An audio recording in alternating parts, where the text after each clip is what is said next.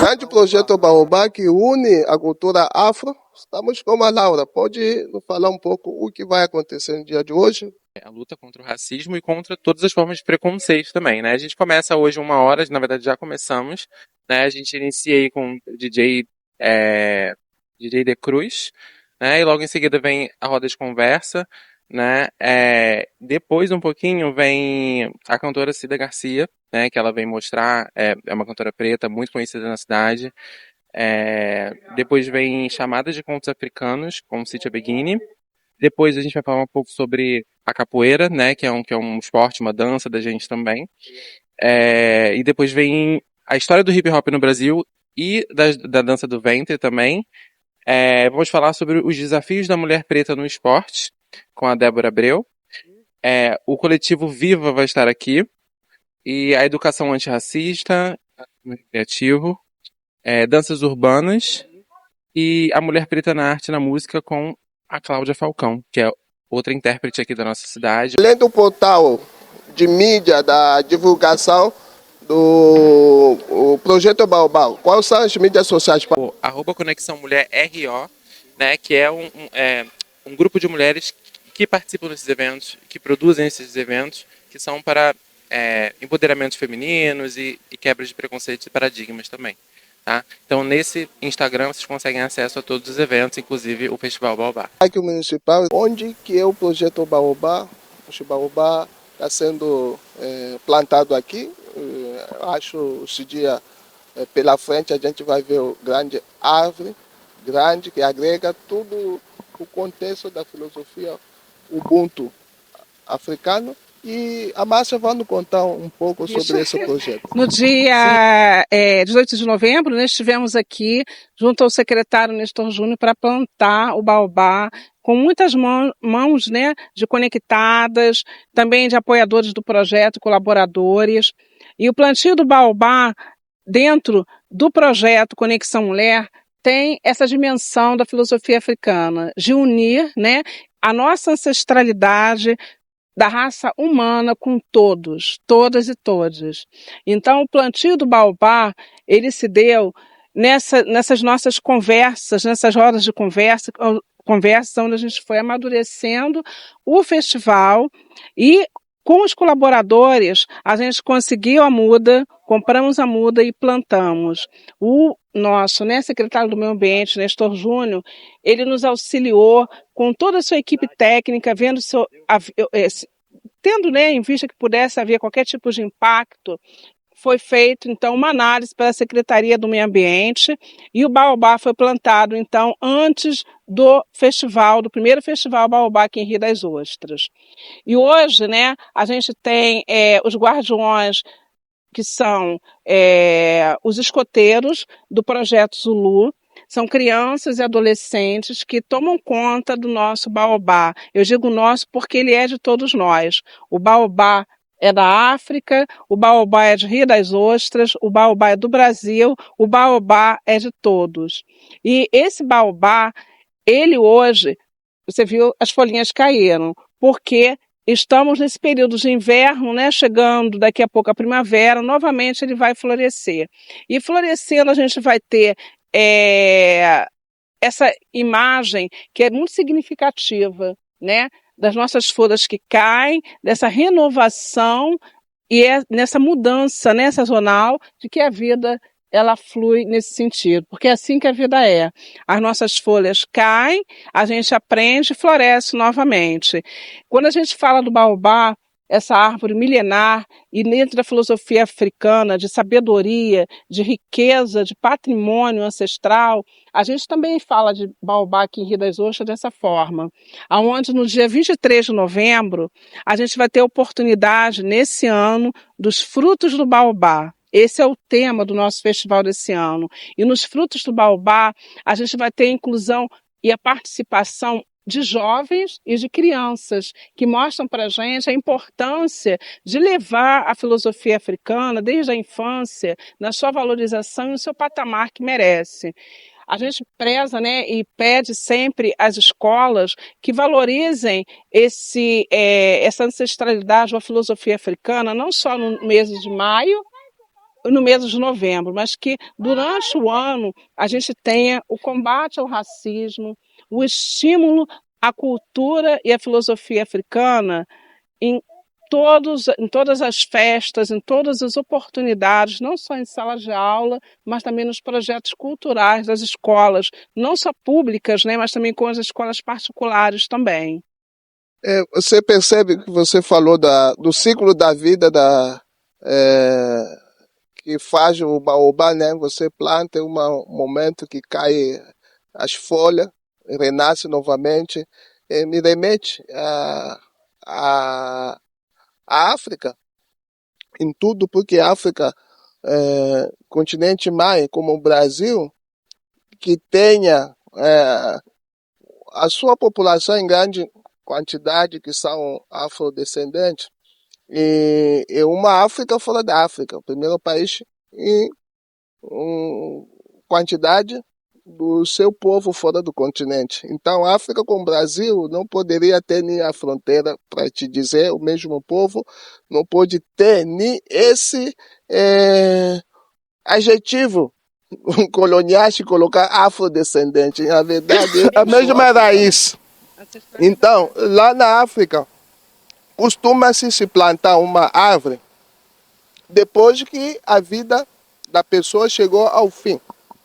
E não só o baobá, se planta árvore que é a bananeira, se planta também a palmeira que dá o dendê, e é costume isso acontecer lá.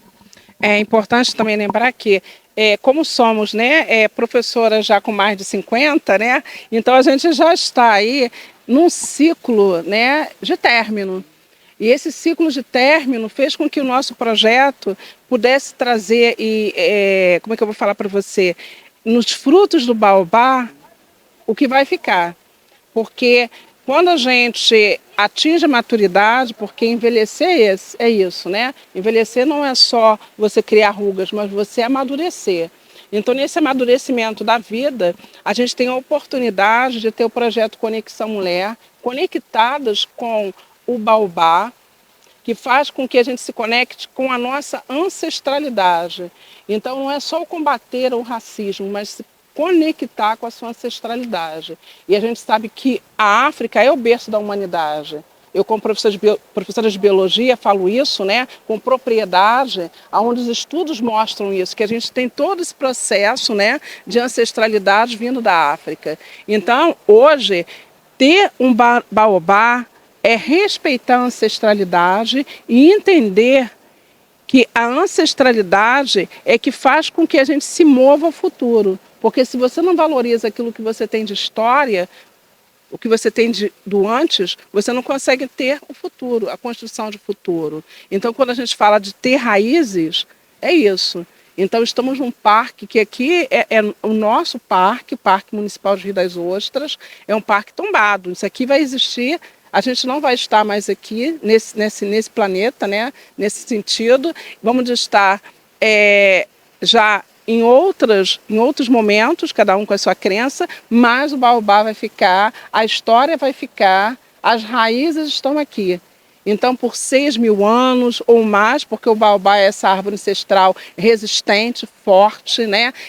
Por isso que a gente, antes de plantar, teve todo esse estudo, né, da Secretaria do Meio Ambiente, porque ela vai crescer não só em espessura, em tamanho, em raízes, porque também no significado. Para cada riostrense, para cada cidadão carioca, né, do Rio, do estado do Rio, de outros, a importância foi tão grande desse Festival Baobá, desse projeto de educação, que a gente tem outros municípios também multiplicando. Eu não falo copiando, porque não existe cópia, mas existe multiplicação de ideias. Né? Essa multiplicação de ideias que nasce dentro desse contexto educacional e cultural que atinge Macaé, né? Tem outros municípios dentro do estado do Rio também multiplicando essa ideia. Isso é muito bom.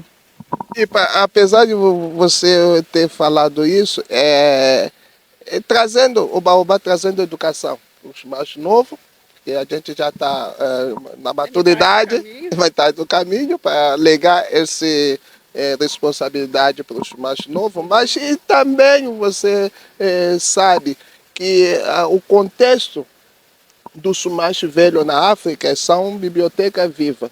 E aqui nessa cultura brasileira existe esse preconceito com os mais velhos.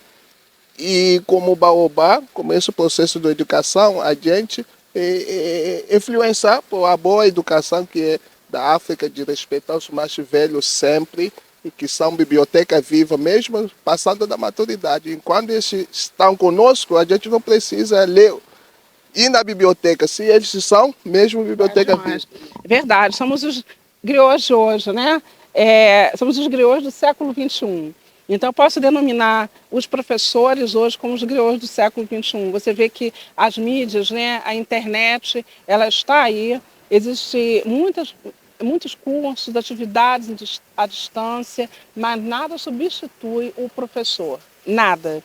Porque somos, na verdade, os griots do século XXI, os guardiões, sim, dessa sabedoria milenar, né, dessas filosofias. Eu na minha área de biologia, Alexandra na área de educação física, você na área de jornalismo, e cada um de nós nos tornando griot e fazendo essa propagação, né, essa multiplicação de saberes, principalmente nas nossas rodas de conversa. A gente não escolheu rodas de conversa por acaso, porque é justamente nas rodas de conversas que esses saberes se movimentam, circulam e são levados em multiplicação aos outros espaços. Porque ninguém sai de uma roda de conversa da mesma forma que entrou.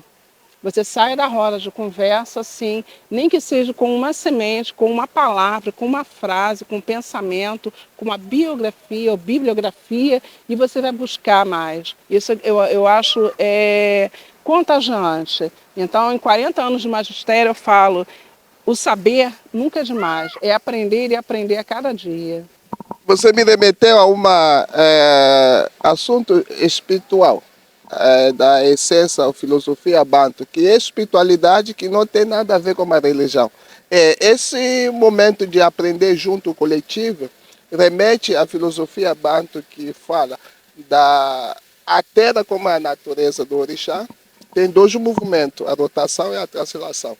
Na rotação, que a Terra gira em torno... Isso é física. É física, mas eu estou falando da parte espiritual, de se conceber as coisas que não tem nada a ver com a religião.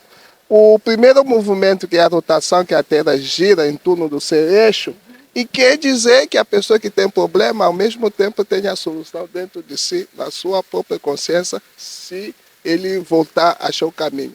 E o segundo movimento que você falou, que é a translação. O translado, quando a pessoa, a Terra gira em torno dos astros, seja o Sol ou a Lua, quer dizer você tem problema e a solução depende do outro. O coletivo que a gente sara todas as nossas dores e aprende se torna mais forte. Por isso o santo não faz milagre sozinha e depende do outro se fizer sozinha, e me parece estranho. Então tem que sempre alguém que vai levar algo para ele fazer milagre. É verdade, né? A gente vai lembrar, eu falei física, né? Porque hoje a gente tem aí a ciência que nos ajuda a entender a natureza, entender a nós mesmos, ainda nos conectarmos uns com os outros. Ninguém cresce ou aprende sozinho. Então, quando eu falei do griot, eu falei da importância do professor e colocando o professor nesse patamar de griot do século XXI, não com a pretensão, né, de ser, né, não, a gente não é superior a ninguém, nós somos todos iguais. E à medida que a gente vai envelhecendo, ou seja, que a gente vai amadurecendo, espera-se que você tenha evoluído. E nessa evolução, você seja sim uma biblioteca viva que transmita as filosofias, né? Sem a mística, mas a filosofia, tendo em vista a história daquele povo, ou do nosso povo. Quando eu falo do nosso povo, eu falo da raça humana. Então nós somos bibliotecas vivas, sim, onde a gente vai reproduzir e vai valorizar sempre esse conteúdo e multiplicar cada vez mais. Mas nisso você falou como sendo professora, e também em consideração a todas as professoras disso, que é uma profissão mãe, que hoje a nossa geração, a juventude que não escolhe essa profissão, se faz preconceito.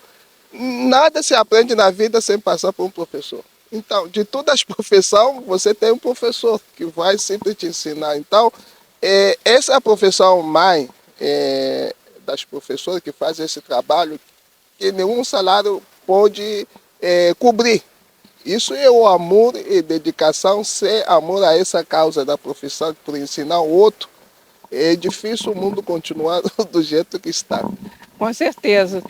Eu costumo falar que ser voluntário é doar vida, doar amor.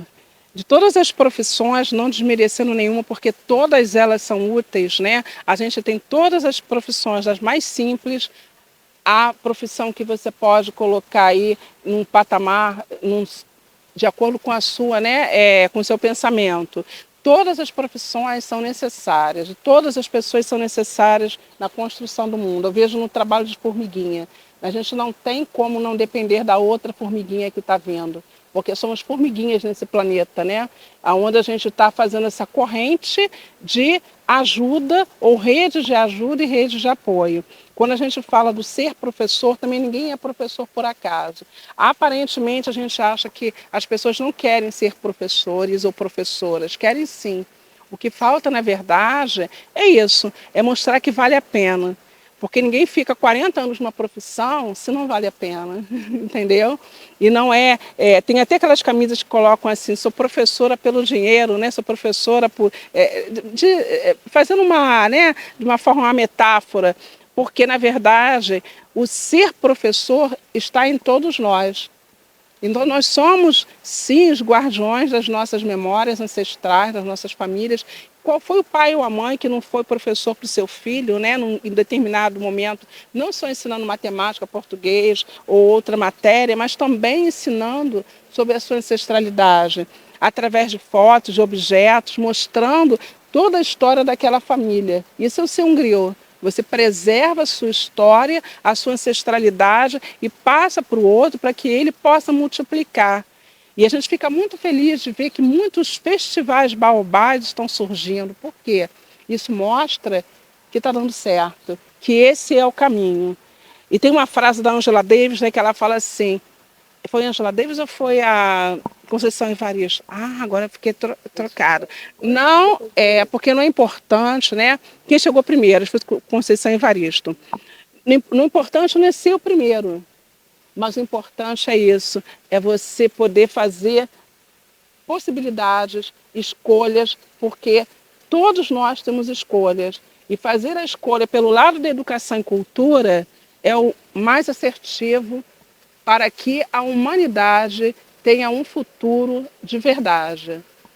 Mas nisso que você falou, não só todo mundo é professora, por algum momento na vida que tem ensinando a criança ou outro, mas sendo professora por vocação e sendo mãe, porque toda pessoa, ser humano, consigo já nasce aprendendo a falar a primeira coisa, a mãe.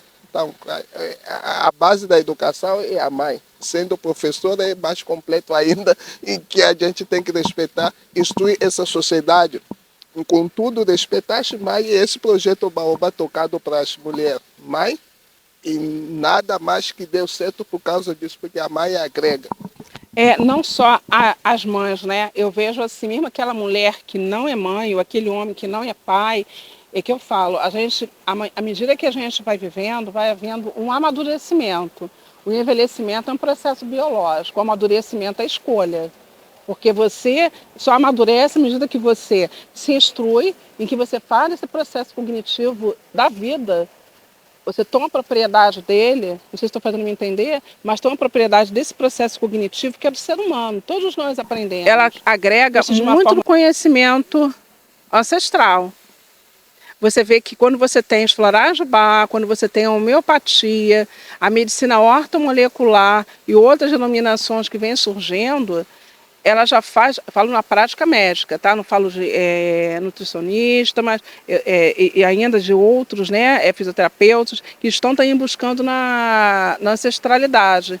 Então, hoje você tem essa busca. Então, hoje, quando você faz uma acupuntura, um fisioterapeuta busca acupuntura, Por quê? Porque ele entendeu que toda aquela parafernália, no sentido de instrumental, tecnológico, não está curando o seu paciente. Então ele teve que buscar na medicina tradicional chinesa aquilo que a ancestralidade já fazia, que é a acupuntura, a auriculoterapia, né? O equilíbrio do yin e yang e tudo mais. E aí a gente vai para outras práticas também. Para outras práticas, que é, por exemplo, a prática, né, do nutrólogo, onde você tem o equilíbrio hoje em dia do corpo, da alimentação. Isso funciona muito com os esportistas, né? Os atletas têm aí uma dieta que mostra que você pode dar o máximo do seu corpo. E por que essa prática ela não está dentro das escolas? Ela está dentro da escola com a alimentação balanceada através da alimentação escolar. Mas não existe uma continuidade, porque nem toda criança se alimenta em casa.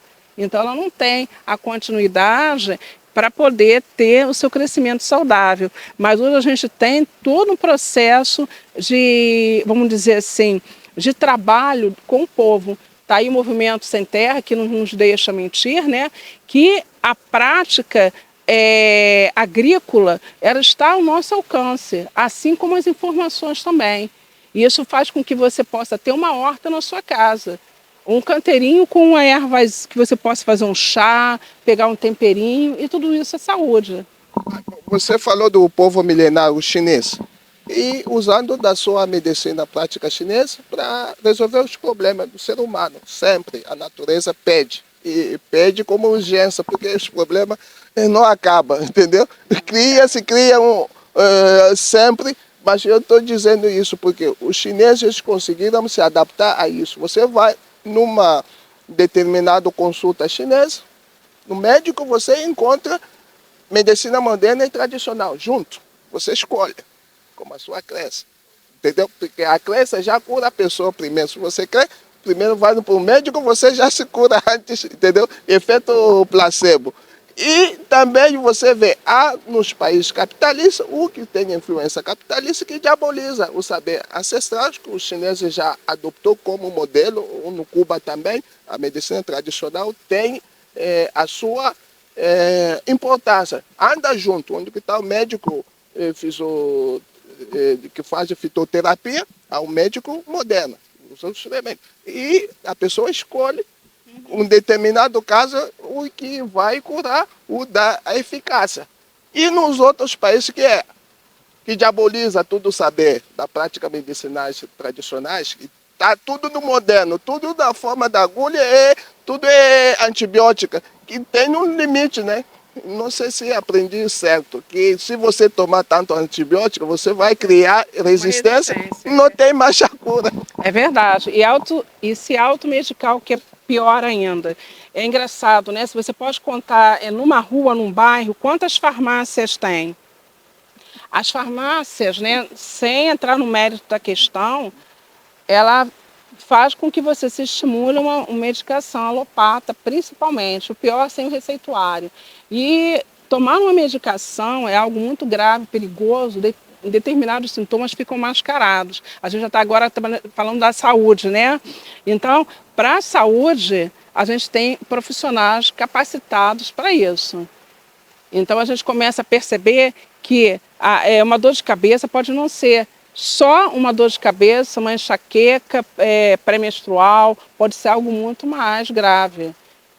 E a gente tem a sabedoria na ancestralidade de ter sim um chá, de ter as ervas, ter alimentação. Muitas vezes uma comida muito condimentada pode levar a uma dor de cabeça. Você não está nem se dando conta, né, dessa situação. O que eu quero dizer com isso? Que as práticas medicamentosas que existem, elas existem. Os ancestrais, eles já nos ensinavam nesse contato simples, com esses exemplos, né, da planta, dos animais, que faz com que a gente possa, a cada dia mais, se apaixonar pela natureza. E quando você aprende, principalmente em família, é o exercício inicial, você leva isso para o espaço escolar e a nossa, vamos dizer assim, não vou dizer obrigação, mas o nosso legado enquanto professor é dar continuidade àquilo que foi um exercício inicial nos primeiros anos na família. entendeu? Abraçando os projetos, não só como esse projeto, mas os outros projetos também que acontecem, porque na verdade a gente não tem pretensão de sermos únicas, ou só tem não. Nós temos a pretensão de sermos esse guarda-chuva e estarmos com todos os projetos que têm principalmente a humildade de aprender. O que a gente tem que levar hoje de aprendizagem para a vida é a humildade. Quando você está nessa situação de entender que você tem que ser humilde, você aprende. Porque a gente nunca está pronto. Eu nunca sei tudo. Apesar de ser uma griot do século XXI, ser uma biblioteca viva, como você falou, sempre cabe mais um livro, mais uma informação. É claro, como que dá aula, aprende 2 vezes, né? Isso que eu aprendi, que é professor. A gente dá 6 tempos de aula, a gente aprende 6 vezes. Isso, aprende mais. Mas, sendo assim, você tem dito agora, me reverte a uma questão desse projeto Baobá. Como o fato de você recorrer à ancestralidade é um assunto que a ciência toca hoje. Se a gente tinha que saber usar a sabedoria dos mais passados, dos mais velhos, como podemos dizer, das pessoas mais antigas, que no ecossistema tinha que conviver como ave, preservar isso, como que a vida deveria se falar hoje de aquecimento global, se falar hoje de mudança climática, tudo que os mais velhos já tinham preservado, falaram, e a ciência hoje está aprendendo. Onde que a gente está fazendo um caminho invertido? Como eu falei, por isso que é importante, né, a gente ter essa movimentação, principalmente nas rodas de conversa. Quando a gente trabalha com a educação infantil, a gente faz a rodinha, né? A criança senta, a gente conversa, e ali naquela rodinha a gente troca, né, informações. E vai colocando para a criança, estou colocando isso no infantil, porque eu também sou professora do infantil. Então a gente trabalha, né, dessa forma, em que você vai movimentando pequenos hábitos, pequenos conceitos e vai amadurecendo à medida que a criança cresce. E lógico, se ela da mesma forma não tem a continuidade disso em casa, isso muitas vezes se perde. É por isso que a escola hoje faz tantas atividades trazendo os responsáveis para dentro do espaço escolar, porque como eu falei, o aprender sempre. E o pai também aprende com o filho. Então, na verdade, esse griot, né, do século XXI, ele está sendo alimentado por esses pequenos que aí estão. E aí você vê hoje que uma criança, quando joga um lixo no chão, ela vai pensar primeiro ela vai olhar e vai ver que o ambiente está limpo. Ela vai pensar e ela já vai colocar no bolso porque a tia falou na escola. E a mesma coisa ela vai fazer com o pai. Olha, papai, a tia falou. E isso é cultural. Então, um processo educacional e vira cultural. E aí hoje, quando a gente fala de sustentabilidade, né, de preservar o meio ambiente, que a gente já falava lá atrás, e os nossos ancestrais falavam que os povos originários, eles não produziam lixo. Então, o lixo, ele é um fruto, um produto de uma sociedade capitalista, sem entrar em méritos, né, ou em contextos polêmicos, mas é sim uma sociedade capitalista que gera o consumo, porque hoje você veste uma marca sem saber como aquela marca foi produzida. Se houve ou não injustiça, se houve ou não algum tipo de, vamos dizer, de situação constrangedora. Então é muito importante para a gente valorizar os povos ancestrais, a cultura ancestral, se apropriar disso, porque é cultura humana, é a cultura da raça humana, e fazer com que a gente hoje possa, por exemplo, né, produzir menos lixo. Né? Quando a gente fala em produzir menos lixo, a gente tem uma conectada que é a Cíntia Maura, que ela trabalha com ancestralidade e com sustentabilidade. Então, quando ela fala no reaproveitamento, né, e fala que a gente consegue fazer um bolo com as cascas de frutas e legumes, às vezes fala assim, mas é resto. Espera aí, é nutritivo, é nutriente.